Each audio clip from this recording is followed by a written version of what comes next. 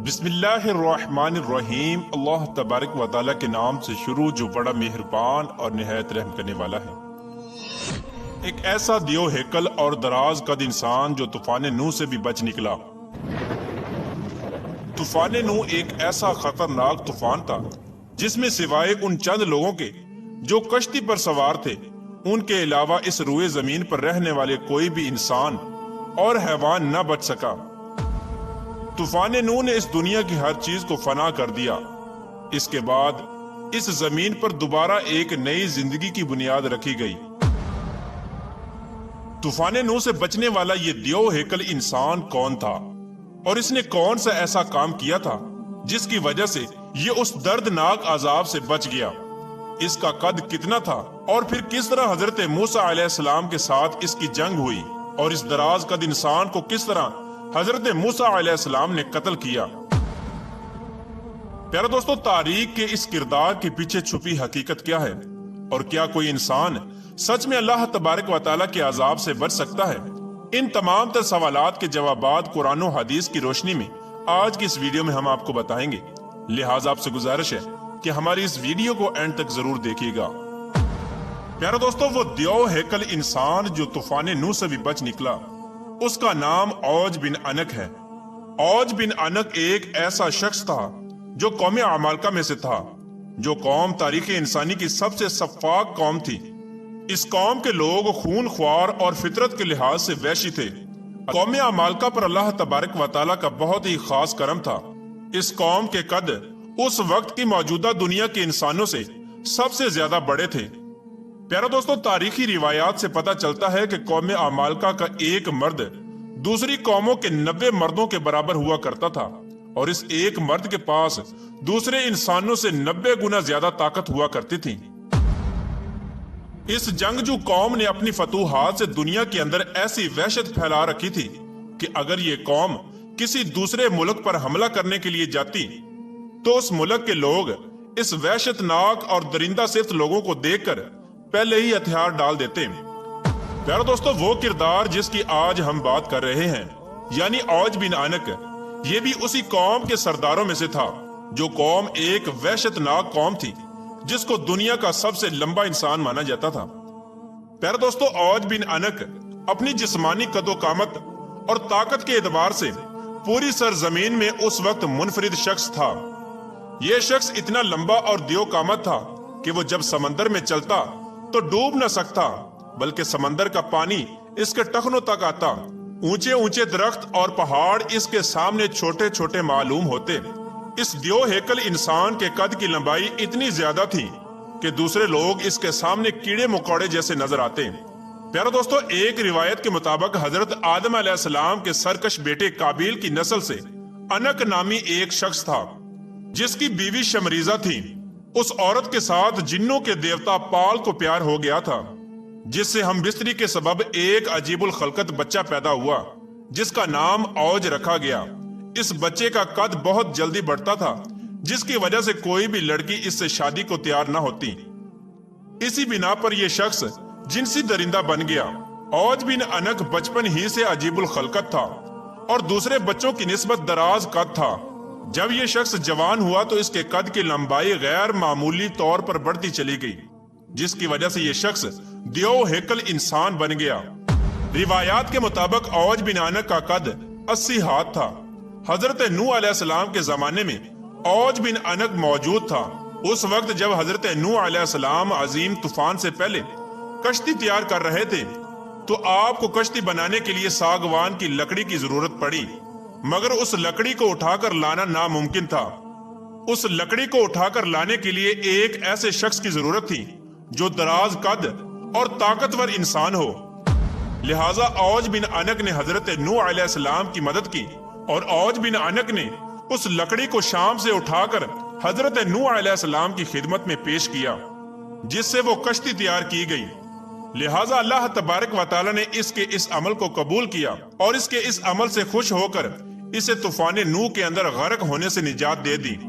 बावजूद इसके कि औज बिन अनक हजरत नूह अलैहिस्सलाम पर ईमान न लाया था। प्यारे दोस्तों, बाद रिवायात में आता है कि औज बिन अनक इतना दराज का था कि समंदर से मछलियां पकड़कर وہ اپنا ہاتھ آسمان کی طرف بلند کرتا اور سورج کی تپش میں اس مچھلی کو بھون کر کھا جاتا۔ پیارے دوستو، اوج بن عنق تاریخ میں ایک ایسا شخص تھا جس نے دراز قد اور بے پناہ طاقت کے ساتھ لمبی عمر بھی پائی تھی۔ اس کی عمر تقریباً 3600 سال تھی۔ وہ حضرت آدم علیہ السلام کے زمانے سے حضرت موسیٰ علیہ السلام کے دور تک زندہ رہا، اور حضرت موسیٰ علیہ السلام کے زمانے میں حضرت موسیٰ علیہ السلام نے اس دیو ہیکل شخص کو قتل کیا۔ اس واقعے کا پس منظر کچھ یوں ہے کہ جب بنی اسرائیل کے لوگوں کو اللہ تبارک و تعالیٰ نے فرعون سے نجات بخشی تو حضرت موسیٰ علیہ السلام کو اللہ تبارک و تعالیٰ نے یہ حکم دیا کہ وہ فلسطین پر حملہ کریں اور فلسطین کو فتح کریں، کیونکہ اس وقت اللہ تبارک و تعالیٰ نے فلسطین کی زمین کو بنی اسرائیل کے لوگوں کے لیے مقرر فرما دیا تھا۔ حضرت موسیٰ علیہ السلام نے اپنی قوم کو لیا اور فلسطین پر چڑھائی کے لیے نکل پڑے۔ اس وقت فلسطین کے اندر قوم عمالقہ آباد تھی جن کا سردار اوج بن عنق تھا۔ حضرت موسیٰ علیہ السلام نے اپنے قبیلے کے 12 سرداروں کو چنا اور قوم عمالقہ میں بھیجا تاکہ اس علاقے کی صورتحال سے آگاہی مل سکے۔ جب یہ 12 سردار ملک شام میں پہنچے تو اس وقت وہاں کا حاکم اوج بن عنق تھا۔ پیارے دوستو، اس بات کے اندر کوئی شک نہیں کہ قوم عمالقہ ایک دراز قد قوم تھی۔ جب یہ 12 سردار فلسطین کے قریب پہنچے تو قوم عمالقہ میں سے ایک بندے نے انہیں پکڑ لیا اور ایک گٹھڑی کے اندر باندھ کر ان کو اپنے سردار کے سامنے پیش کیا، اور وہ شخص اوج بن عنق سے کہنے لگا کہ میں نے ان لوگوں کو جاسوسی کرتے ہوئے دیکھا ہے۔ جب یہ 12 سردار اوج بن عنق سے ملے تو اس کی قد و قامت اور جسمانی بناوٹ کو دیکھ کر حیران رہ گئے۔ پھر اس کے بعد ان 12 سرداروں نے اوج بن عنق کو اللہ تبارک و تعالیٰ کا پیغام سنایا اور بتایا کہ ہم جلد ہی اس ملک کو فتح کرنے آ رہے ہیں، اور اللہ تبارک و تعالیٰ کا وعدہ ہے کہ وہ ہم کو فتح عطا فرمائے گا۔ اوج بن عنق یہ بات سن کر غضبناک ہو گیا اور ان سب کو ایک ہاتھ میں پکڑ لیا اور چاہا کہ انہیں چیونٹیوں کی طرح مسل کر ہلاک کر دے۔ مگر جب اوج بن عنق نے ان سرداروں کے چہروں پر خوف دیکھا تو انہیں حقیر مخلوق سمجھ کر چھوڑ دیا، اور اپنے ملک کا ایک پھل جو کہ اتنا بڑا تھا کہ ایک آدمی کے لیے کافی تھا، اوج بن عنق نے وہ پھل ان 12 سرداروں کو دیا اور کہا کہ اپنی قوم کو جا کر دکھا دیں کہ ہمارے یہاں کے پھل بھی اتنے اتنے بڑے ہیں، تم لوگ کس طرح ہمارا مقابلہ کر سکو گے۔ چنانچہ اس طرح وہ 12 سردار اپنی جان بچا کر وہاں سے واپس اپنے ملک کی طرف روانہ ہو گئے۔ جب وہ سردار اپنی قوم میں واپس آئے تو انہوں نے اپنی قوم کو اس وحشت ناک مخلوق کے بارے میں بتایا، جس طرح کہ اللہ تبارک و تعالیٰ قرآن پاک میں ارشاد فرماتا ہے، جب حضرت موسیٰ علیہ السلام نے اپنی قوم سے کہا کہ اے میری قوم، ارض مقدس میں داخل ہو جاؤ جس کی سرزمین اللہ تبارک و تعالیٰ نے تمہارے لیے لکھ رکھی ہے، اور پیٹھ نہ دکھاؤ ورنہ خسارے میں رہو گے۔ اس بات پر بنی اسرائیل کے لوگ بولے، اے موسیٰ علیہ السلام، تم اور تمہارا پروردگار لڑو، ہم تو یہیں بیٹھے ہیں۔ وہاں تو ایک طاقتور قوم عمالقہ آباد ہے جس کا ہم مقابلہ نہیں کر سکتے۔ ہم صرف اس صورت میں وہاں داخل ہو سکتے ہیں کہ وہ خود بخود اپنے وطن کو چھوڑ کر کہیں چلے جائیں۔ چنانچہ حضرت موسیٰ علیہ السلام نے اپنی قوم کو بہت سمجھانے کی کوشش کی کہ اللہ تبارک و تعالیٰ ہمارے ساتھ ہے اور اللہ تبارک و تعالیٰ نے فتح ہمارے لیے لکھ دی ہے، لیکن قوم نے حضرت موسیٰ علیہ السلام کی بات نہ مانی اور وہ انکار ہی کرتے رہے کہ ہم قوم عمالقہ سے جنگ نہیں کر سکتے۔ چنانچہ اللہ تبارک و تعالیٰ نے ان کی اس سرکشی پر بنی اسرائیل کے لوگوں کو صحرائے طیہ میں قید کر دیا، اور یہ لوگ جنہوں نے جنگ کرنے سے انکار کیا تھا وہ اس مختصر سے صحرا میں بھٹکتے رہے، حتیٰ کہ یہ لوگ سارا دن اس صحرا کو عبور کرنے کے لیے پیدل چلتے، لیکن وہ میدان ختم ہی نہ ہوتا اور وہ اسی میں بھٹک کر رہ گئے۔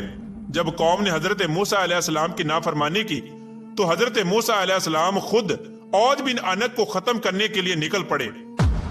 پیارا دوستو، جب حضرت موسیٰ علیہ السلام فلسطین میں داخل ہوئے تو اوج بن عنق حضرت موسیٰ علیہ السلام کو دیکھ کر کہنے لگا کہ تم وہی شخص ہو جس نے فرعون کو پانی میں غرق کیا تھا، لیکن مجھے تم پانی میں غرق نہیں کر سکتے کیونکہ پانی میری کمر سے اوپر نہیں آتا۔ یہ کہہ کر اوج بن عنق نے حضرت موسیٰ علیہ السلام پر حملہ کیا۔ چنانچہ اللہ تبارک و تعالیٰ نے آپ کو اوج بن عنق کے حملے سے محفوظ رکھا۔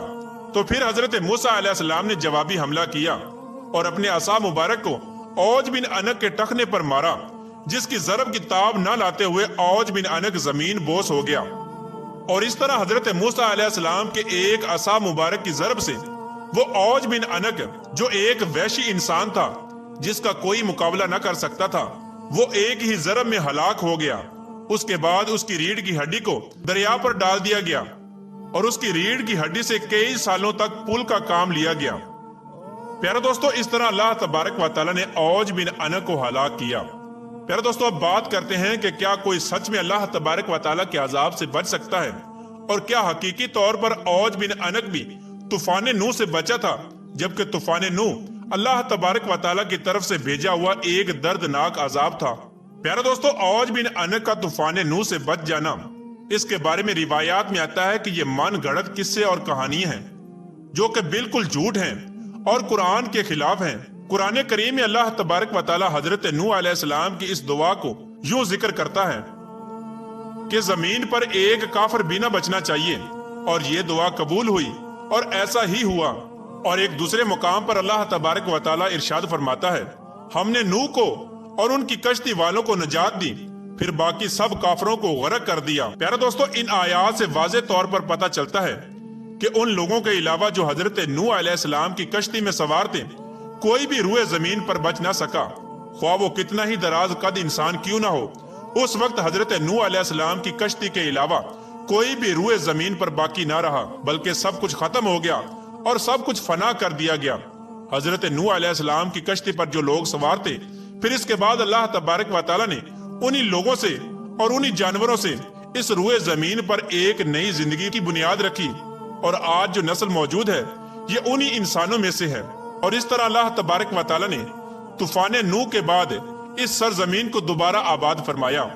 اللہ تبارک و تعالیٰ سے دعا ہے کہ اللہ تبارک و تعالیٰ اپنے تمام تر احکامات پر عمل کرتے ہوئے زندگی گزارنے کی توفیق عطا فرمائے، اور ان تمام تر برائیوں سے ہمیں بچائے جن برائیوں کے اندر پہلی قومیں مبتلا ہو کر ہلاک ہوئی اور اللہ تبارک و تعالیٰ کے دردناک عذابات کی مستحق قرار پائیں۔